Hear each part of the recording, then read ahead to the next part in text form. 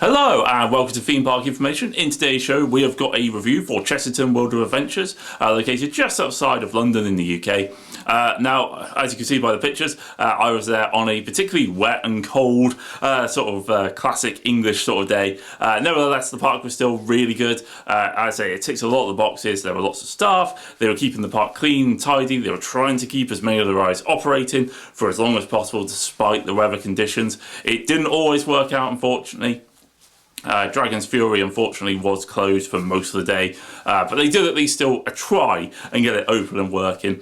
And I will be honest, I was just really impressed with the park. It was, looking really fresh, really clean. There were a few sort of issues which were very noticeable, especially in the sort of weather conditions, but for the most part, huge tick.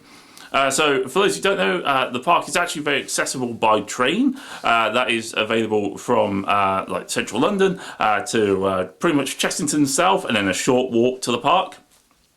Park tickets around like £34 for the day, which was pretty good, especially if you buy it online. Great stuff. And the park has changed so much. It had been about 20 odd years since I'd last visited.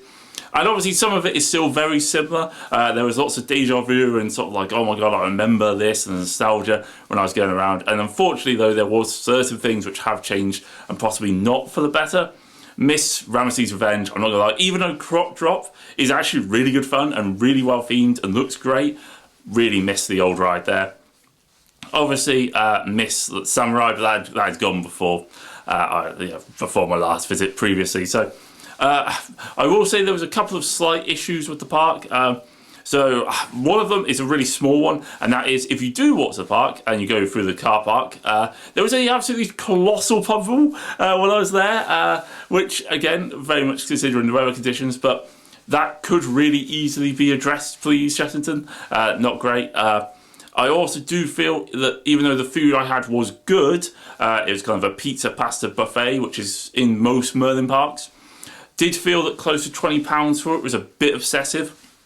And I also will say it was really irritating that their like Tomb Blaster sort of in dark ride shooter thing was closed on a day where if it had been open would have been really good. Like on a wet, cold, miserable day. Kind of need that ride open, would have been fantastic if it had been. On the sort of like miserable sort of day side of it, they could probably really do with some more undercover seating, suggest more enclosed queue lines at a certain point. Obviously, that does also work if the UK is ever really hot. Yep, I know. But just little things like that, just little touches up.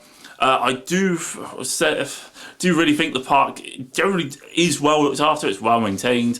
It was actually really noticeable how good it was in some ways. It was like, oh my god, this really nice. Obviously, the weather did lead to a few ride closures and stuff. Like, it's one of the things I will say the weather did impact the day a little bit. But the staff, like the actual sort of appearance and the rides and stuff like that, generally elevated the park really nicely. So I will be honest, well worth a visit, especially if you've not been for a while. I'll probably do like a separate review for the new like Jumanji and like Mandrill Mayhem sort of new ride as well.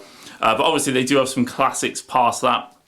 Vampire, bit classic, obviously was better in its original form in all fairness. Even though I didn't go on it, Dragon Fury, I have been on it previously, and that is actually quite a lot of fun. And then sadly their like kind of Colorado mine train sort of ride was closed, unfortunately. And I do believe it's actually been closed for quite a while, so I'd be interested to know what happens to that and that sort of area of the park as well.